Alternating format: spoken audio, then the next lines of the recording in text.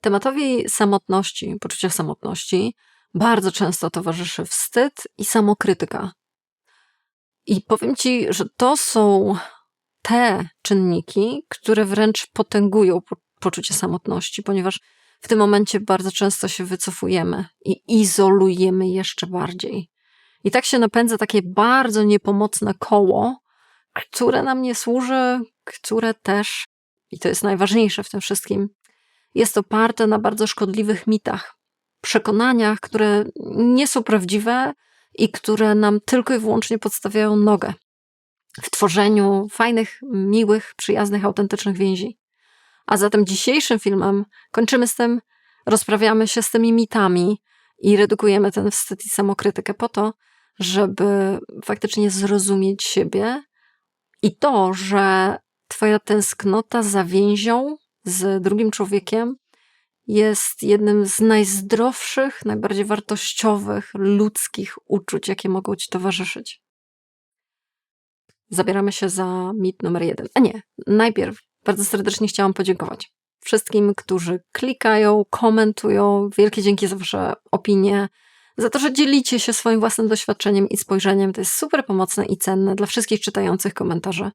A w dodatku oczywiście algorytmy to lubią, a więc to też pomaga mojemu kanałowi i wysiłkom, żeby ten kanał gdzieś szedł szerzej w świat i się rozwijał. Dzięki wielkie też oczywiście osobom, które postanowiły docenić to, co robię poprzez platformę Patronite i Buy Coffee. Bardzo, bardzo doceniam i widzę wasz wkład. No i dobra, przechodzimy do mitu na temat samotności, mitu numer 1. Poczucie samotności oznacza, że jestem dziwny lub dziwna i nielubiany lub nielubiana. Absolutnie pierwszą rzeczą, jaką musimy obalić, to jest mit pod tytułem: jeżeli czuję samotność, to znaczy, że coś jest ze mną nie tak. Jeżeli czuję samotność, to znaczy, że jestem wadliwa, wadliwy, że jestem, nie wiem, jakimś gorszym człowiekiem, że moja wartość jest niższa niż innych ludzi i porównujemy się wtedy do innych. Najczęściej wybieramy sobie super jakieś towarzyskie osoby, które zawsze się otaczają grupą ludzi, olbrzymią grupą ludzi. To jest mit. To jest jeden z najbardziej okrutnych mitów, jedno z najbardziej okrutnych kłamstw, którymi potrafimy się karmić. I absolutnie od razu musimy sobie się z tego rozliczyć i ustawić sobie, gdzie jest rzeczywistość, a gdzie jest mit. Rzeczywistość jest taka, że poczucie samotności to jest po prostu poczucie jakiegoś głodu. I okej, w tym momencie nie czujesz głodu wobec jedzenia, ale czujesz głód, niedosyt i potrzebę relacji. Jakichś więzi, przynależności, obecności innego człowieka w swoim życiu. To jest bardzo istotna informacja, która sygnalizuje ci absolutnie uniwersalną, ogólnoludzką potrzebę budowania więzi. I to jest tylko informacja, która ci mówi: o, chcę tego. I to jest takie całe. Porównajmy sobie do głodu faktycznego, czyli jeżeli czujesz głód i burczy ci w brzuchu, to nie pytasz siebie, co jest ze mną nie tak. Jestem jakiś wadliwy, jestem jakiś gorszy, że ja czuję głód. Tylko myślisz sobie, co by tutaj zjeść? Nie? I idziesz do lodówki, i idziesz do kuchni. Zacznijmy podchodzić w ten właśnie sposób do poczucia samotności. To jest jakiś głód, to jest jakaś potrzeba. W dodatku dopisz sobie zawsze: bardzo zdrowa, ludzka, uniwersalna potrzeba, którą po prostu mogę podejść do niej. Coś bym chciała zjeść, gdzieś bym chciała zbudować jakieś relacje. Odsuńmy tą ocenę, że to jest coś wadliwego i to jest coś złego, a wsłuchajmy się i zobaczmy w tym potrzebę, która jest zdrowa, z którą jest wszystko w porządku. Nie naprawiajmy siebie pod kątem tego, że dobra, to ja się muszę wyzbyć tej potrzeby. No gdybyś nie czuł głodu albo pragnienia, no to doszłoby do odwodnienia albo do niedożywienia, które są bardzo fatalne w skutkach. A więc ten sygnał, poczucie samotności jest potrzebą, która się odzywa i którą warto się zaopiekować, a nie która jest wstydliwa, negatywna, naganna, którą trzeba tylko chować i z nią się chować. Nie, to jest mit. Zobaczmy swoje ludzkie potrzeby. Znormalizujmy poczucie samotności.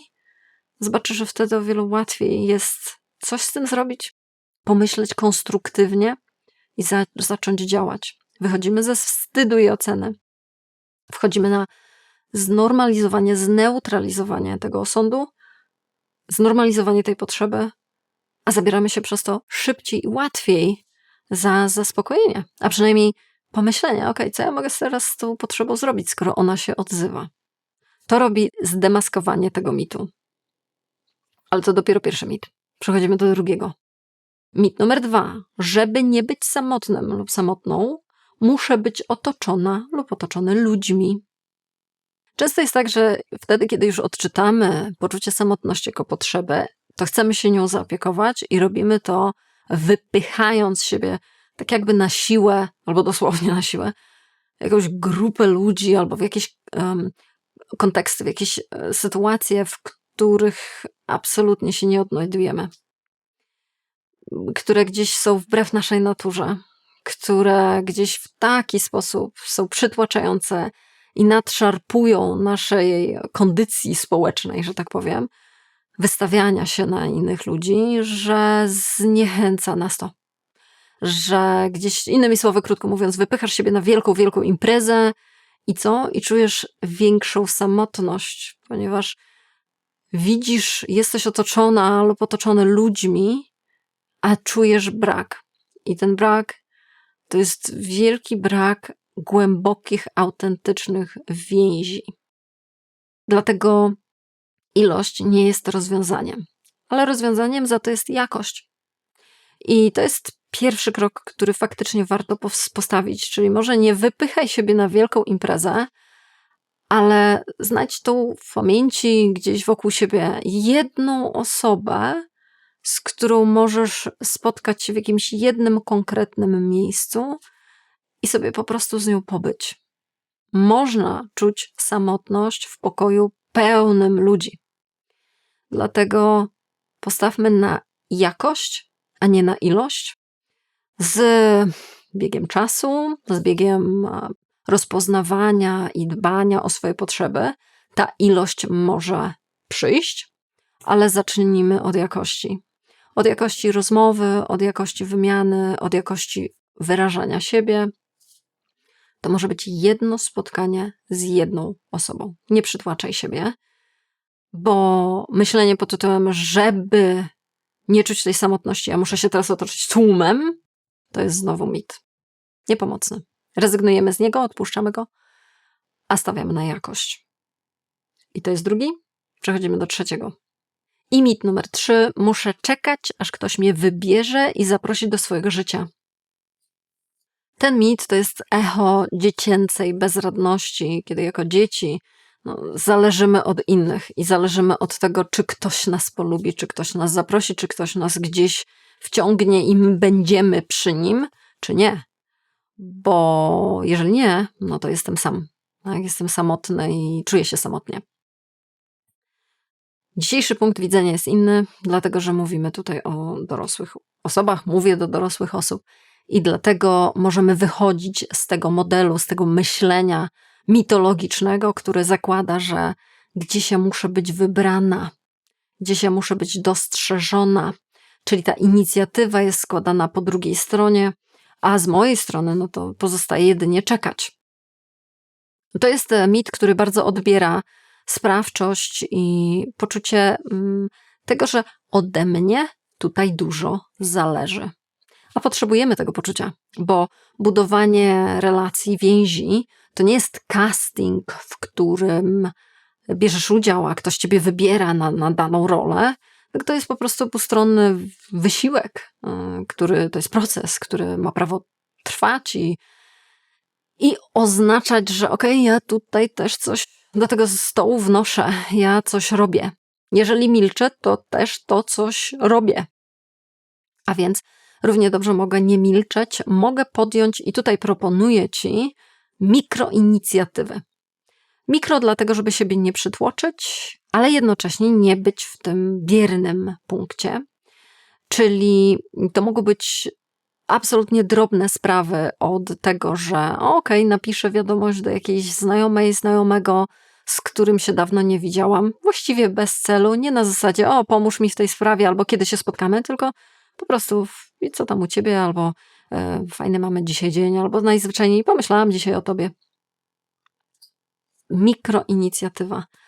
Albo zamiast gdzieś na mediach społecznościowych obserwować biernie, czy tylko lajkować, nie wiem, serduszkować z czyjeś posty czy zdjęcia, możesz wstawić komentarz albo wysłać wiadomość prywatną.